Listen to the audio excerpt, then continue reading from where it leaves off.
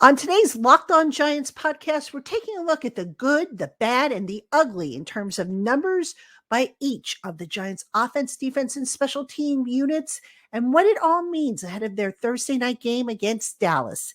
That's coming your way next.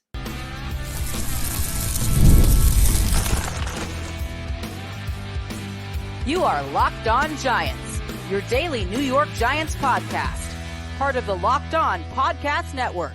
Your team every day. This episode of the Locked On Giants podcast is brought to you by Game Time. Download the Game Time app, create an account, and use the promo code LOCKEDONNFL for $20 off your first purchase. Terms apply. Hello, New York Giant fans, and welcome to another edition of the Locked On Giants podcast, part of the Locked On Podcast family, your team every day.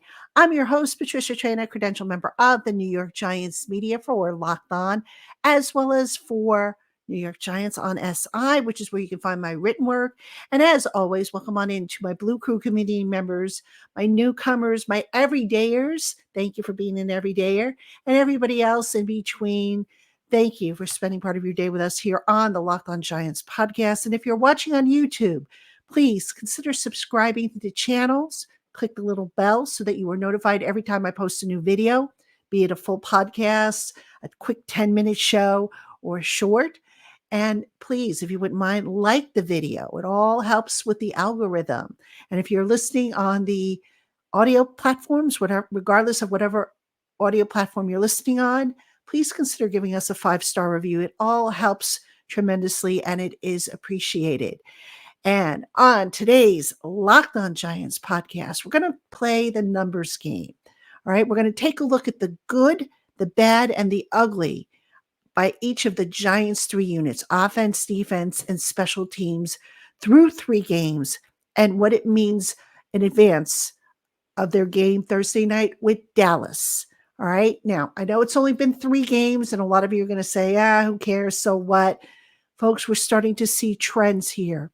And I want to go over some of the things that have stood out and how that might apply to the Giants game against Dallas. So without any further ado, let's get started. We're going to kick things off with the New York Giants offense. All right.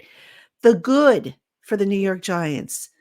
Running back Devin Singletary has rushed for 10 or more yards on 14.3% of 42 carries this season, which is tied for the 8th best of qualified running backs. Why is that good, you ask? Well, the Dallas Cowboys, ladies and gentlemen, have the worst run defense in the NFL. All right. The Cowboys have allowed 10 plus yards on 17.3% of their carries against them this season, which is tied for 3rd worst in the NFL. And what's interesting is Dallas runs a stacked box on 76.2% of their run defense plays, which is 17th in the league, and that they have allowed 4 rushing touchdowns in 3 games, which is the second most behind Tampa Bay. So what can we expect regarding Thursday night's game? I would not be surprised if the Giants have another heavy dose of heavy personnel, 12 and 13 personnel, which of course means 2 tight ends or 3 tight ends, depending on if it's 12 or 13. And this Cowboys defense, what you need to know about it is that they primarily work out of the nickel. They are ranked 32nd currently against the run, allowing 185.7 yards per game. They are allowing 5.41 yards per play. Folks, if I'm the Giants, I run the ball down the Cowboys' throats. That's where you want to attack them. Okay, so that would not be a surprise to me if the Giants do decide to tilt the windmill, if you will, in the favor of the run. All right, let's take a look at the bad. The Giants, we talk about the offensive line and how good it's looked. Overall, the Giants have allowed opponents to pressure their quarterback on 34.3% of pass attempts this season, which is the 5th worst in the NFL. The Cowboys have pressured opposing quarterbacks on 42.1% of passing plays this season, the best in the NFL. Now, not all of that is on the offensive line. Some of that is on the quarterback. All right. But still, that's a pretty high amount. And it just so happens the Giants haven't really been, you know, dying as a result of it on offense. So going back to what I said about the run game and how I expected to see a heavy dose of 12 and 13 personnel, that should hopefully help by keeping the tight ends in to help with blocking. That should hopefully help keep the Dallas pass rush out of the hair of Daniel Jones in that backfield. All right, now for the ugly. And I actually have two here. Just two of them came up when I did my search. The Giants on 3rd and long. Can we talk about that for a second here? The Giants have run 23 plays on 3rd and long this season, which is the third most in the NFL. What is 3rd and long considered? Anything over 7 yards. So as this Giant team looks to get further along in the season, probably want to do a little better job on 1st and 2nd down. That's where they're losing a lot of their battles. That's where, if you look at their lost yardage opportunities, that's where it's coming on 1st and 2nd down.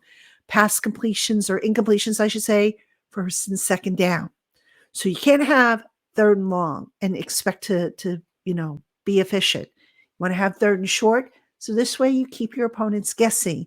You don't have obvious passing downs. All right. And that is important because the Cowboys will send extra rushers. They will blitz on 3rd and long. And I would think, in this particular game, even though the Giants could, if they get the ball out of Daniel Jones's hands quickly, they could still, create some havoc if the Giants don't manage 3rd down. All right. The other quick, ugly stat, this is more of a team stat. The Giants offense, 13 penalties for 89 yards. They got to clean that up. A lot of the penalties we're seeing are pre-snap. All right. 6 of the penalties are pre-snap. So illegal motion, false start, that's got to get cleaned up. And that's a big reason, by the way, the Giants are facing 2nd and long and 3rd and long. So clean that up, and maybe things are a little bit better for the Giants moving forward on offense. All right, now coming up next, we're going to take a look at the defense, the good, the bad, and the ugly. So don't go anywhere. Hey, Giant fans, you can start the season with a big return on FanDuel, America's #1 sportsbook. So when you get a hunch in the middle of the game, you can check out the latest stats, view live play-by-play, and so much more on the very same page where you place your bets. And right now, you'll get started with $200 in bonus bets guaranteed when you place your first $5 bet. Visit FanDuel.com to get started. That's FanDuel.com to download America's #1 sportsbook. Hey, Giant fans, the new Locked On NFL is here. Locked On NFL is now 2 shows every day. First, the madman Tyler Rowland kicks off your morning with a double shot of NFL espresso. Then stop by the barbershop for a visit with Tony Wiggins for some real NFL talk. Add in the Locked On local experts, and you'll get unprecedented NFL insight, hot opinions, detailed breakdowns, all in 30 minutes. It's the new Locked On NFL, and it's twice a day. Make the new Locked On NFL your second listen on YouTube or wherever you get your podcasts. All right, everybody, welcome back to the Locked On Giants podcast. I'm your host, Patricia Traina, and coming up on the Locked On Giants podcast on Thursday, we have Crossover Thursday, so we'll get that show out to you kind of early if we can. We'll probably get it out on Wednesday night for you. And that, of course, is myself and Marcus Mosher, co-host of Locked On Cowboys. We had a really good discussion. I mean, it's funny, after we were done taping, we were commenting about how our crossovers always just seem to flow and come together and are just chock full of information. So we were both really happy with that crossover, and we know that you will like that as well. So that'll be our Thursday show. And then on Friday, I will have for you my takeaways and thoughts following the Giants Cowboys game. Now, I probably won't have that ready for you right after the game because it is a home game. I will be there by the time I get home, get everything set up. probably won't have it right for you, but it will be something I do first thing in the morning, depending on the conference call schedule. But I will get that out to you. I promise I will get that out to you quickly.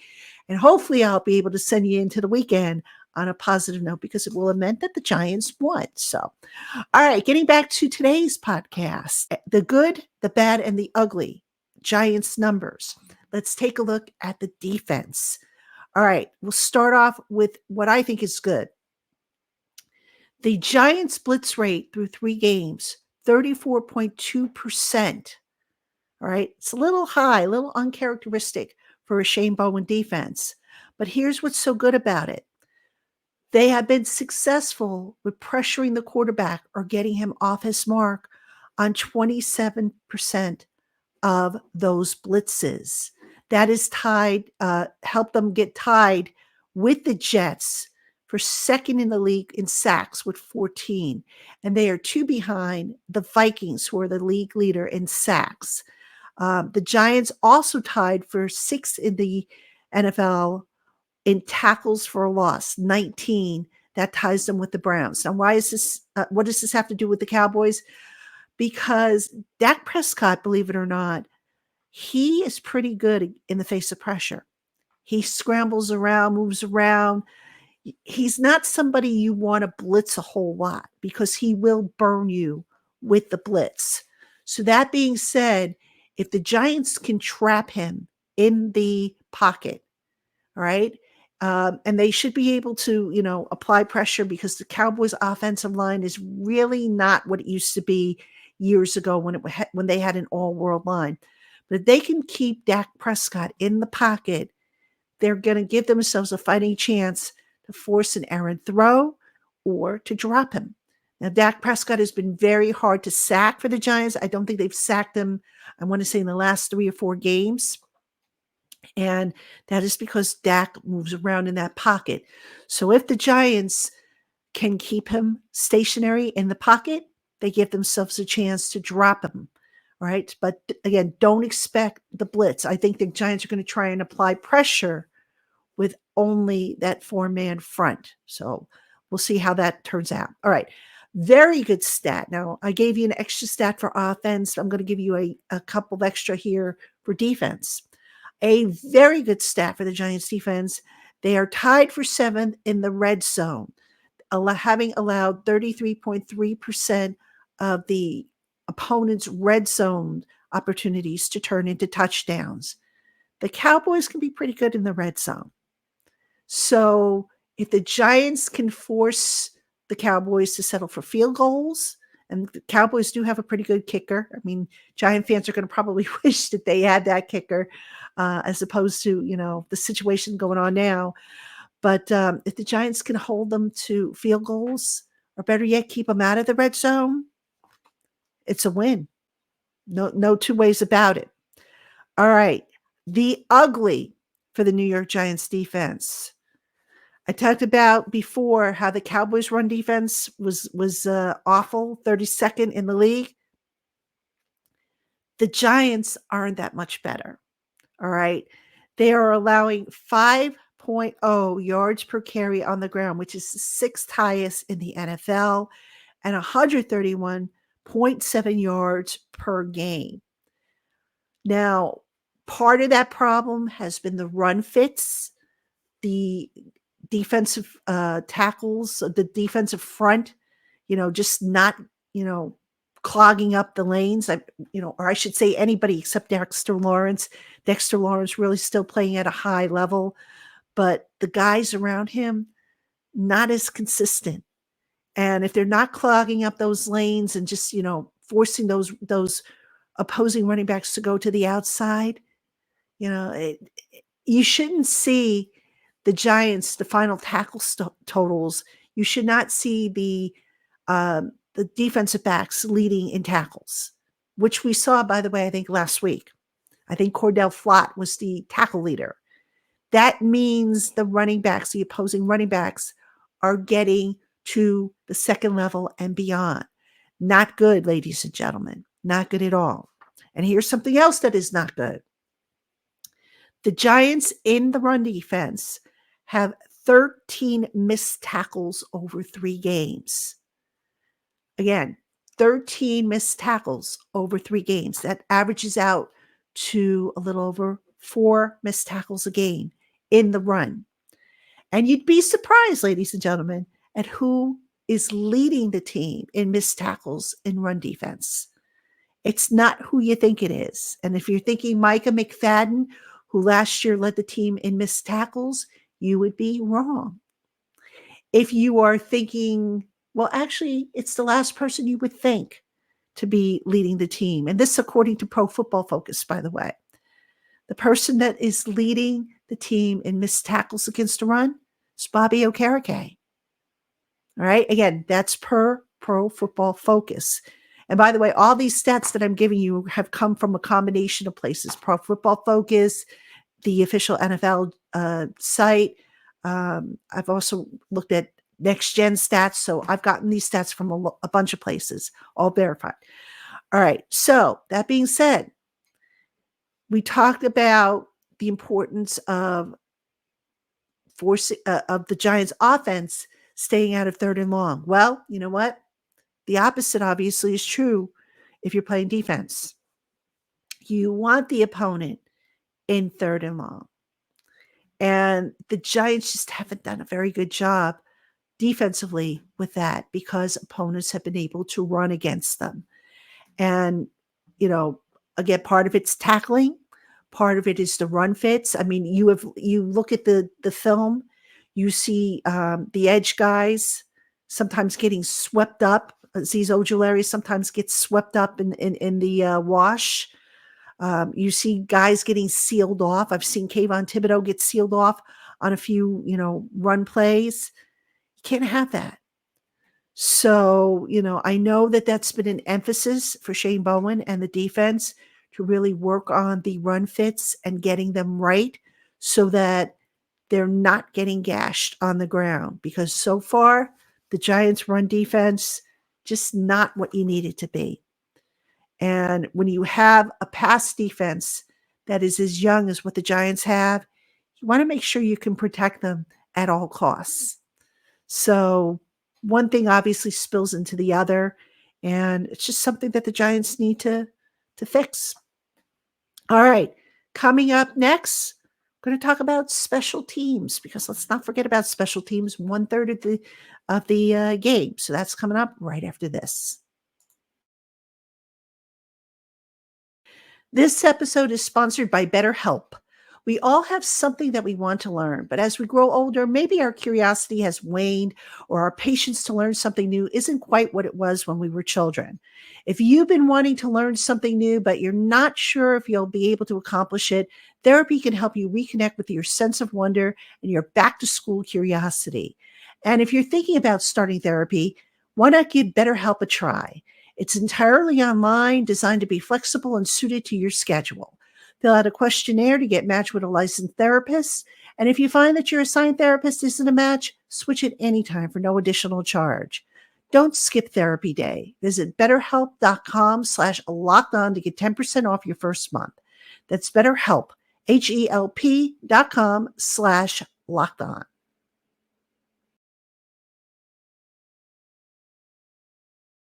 All right, everybody, welcome back to the Locked On Giants podcast. I'm your host, Patricia Chan. And again, reminder, tomorrow, crossover Thursday, Marcus Mosher, co-host of Locked On Cowboys, and I sit down and chop it up.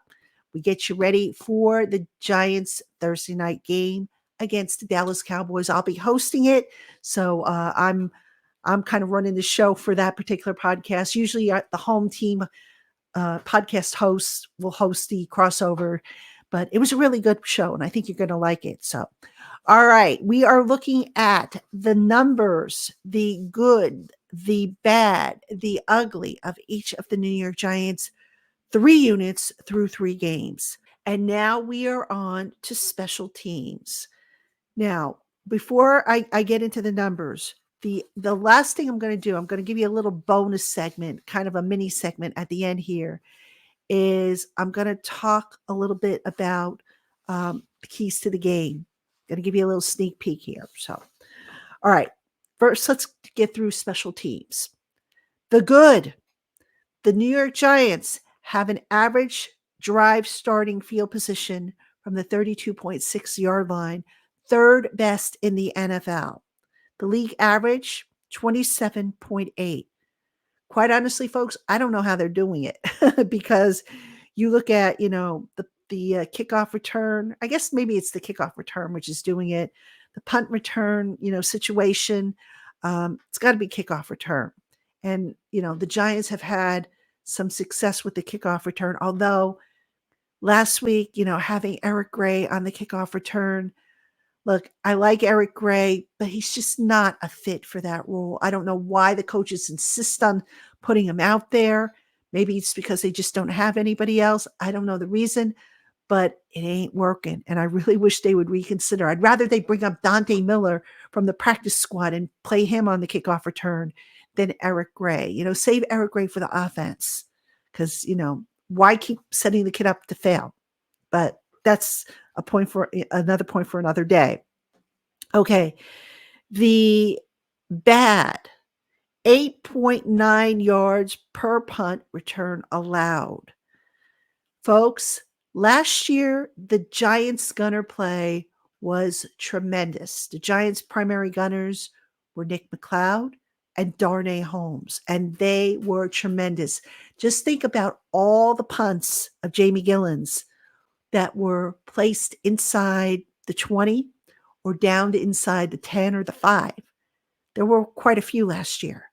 This year, not so many. We've seen, punts take bad rolls and go into the end zone for touchbacks or go out of bounds, or whatever. The gunner play, I believe, is at fault here. All right, now we know Darnay Holmes is no longer on the team. He's with the Raiders. Nick McLeod has missed the last 2 games. The other gunner is Bryce Ford Wheaton. Bryce Ford Wheaton, interestingly, they've moved him to the strong side of the formation versus the weak side, where he was a little bit better than on the strong side. That strong side spot, I think, is generally where McLeod would play. So they had to do a little bit of shuffling there, and it hasn't really panned out for them. So the good news is that McLeod will probably be back for Thursday's game. He's missed the last 2 games with a knee injury. Now, does he play a lot of special teams?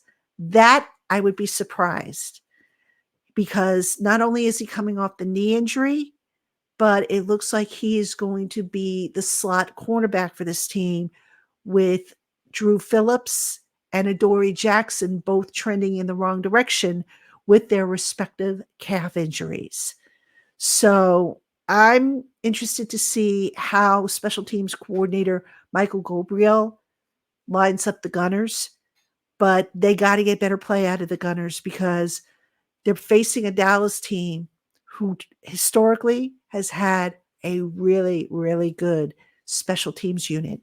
And that's the one area that I can honestly sit here and tell you that I'm concerned about for this game. We don't talk about it a lot. We always talk offense, defense, but they have a really, really good special teams unit. And I'm concerned about that because starting field position is everything. Flipping the field is everything. All right. So we'll see how it plays out. And again, what Gabriel does, but that's something certainly to keep an eye on in this game. All right. The ugly. The Giants, maybe they have a punt returner now in Smith Marset, but so far the punt return average has been 6.3 yards per return. They are missing Gunnar Olszewski. And I know he's got to go at least another week, I believe, on IR. It's 4 weeks minimum. I don't know how far along he is or if he is ready to return to practice, once the 4 weeks are up. Certainly the 10-day break after the Thursday night game will help. It'll help all the injured guys for that matter. But gosh, the Giants could really use a healthy Gunnar Olszewski on punt return because they're just not flipping the field and getting advantageous starting field position on punt returns. So that's something that, I would think they would have to take a look at and hope that Smith Morset can, um, you know, can help them out with that. Okay. Now, spoiler alert, on tomorrow's show, we'll talk about, who has the advantage, the competitive advantage. But I want to give you, as part of this little mini bonus segment here, I want to give you some final thoughts as to why I think the Giants just might snap the Cowboys' hold over them. The Cowboys 13-1 against the Giants, and I think they've won like the last 7 or 8 games against the Giants. The Cowboys defense is historically bad. It's just an absolute mess. Mike Zimmer, his defense is very complex. The players are struggling. They are ranked 28th overall, allowing 327.7 yards per game. They are allowing 6.01 yards per play, which is 28th. Their pass defense is allowing 7.38 yards per play, and they're giving up 90% conversion rate in the red zone, which is dead last in the NFL. Dead last. So, folks, here's the thing. I know the Giants aren't world beaters on offense, but if they can't take advantage of this historically bad Cowboys defense, then I don't know what to tell you. I mean, the Giants, if they can, maintain drives and not shoot themselves in the foot with stupid penalties and stuff, there is no reason why this team can't score at least 25 points against this Cowboys defense. The Cowboys, by the way, even though they played on Sunday like the Giants, they're coming off a game against a very physical Ravens team. Whereas the Giants, I don't think got as beat up as badly against the Browns. The Cowboys, they got beat up physically against the Ravens. So all the stars are aligning for a Giants win this weekend. Whether or not it happens, well, we got to hope that something funky doesn't go down that turns the tide and leads the Giants back to a loss. But that being said, I'm encouraged because the Giants, against a very good Cleveland Browns defense last week, held their own and won. Now, obviously, the Cowboys offense a little bit better than what the Browns had on the field, but I think the Giants defense is going to get it done. I think the Giants are going to win this one. I feel good about it. Hopefully I'm right, but we will see. We'll find out Thursday. And of course, on Friday, I'll break it all down for you here on the Locked On Giants podcast. All right, Giant fans, that's going to do it for me here on the Locked On Giants podcast for tonight. Thank you, as always, for tuning in. Make sure you keep it here the rest of the week and be on the lookout for shorts that I am posting, little short videos that I'm trying to post on a daily basis. Thanks again, and I will see you tomorrow, Giant fans.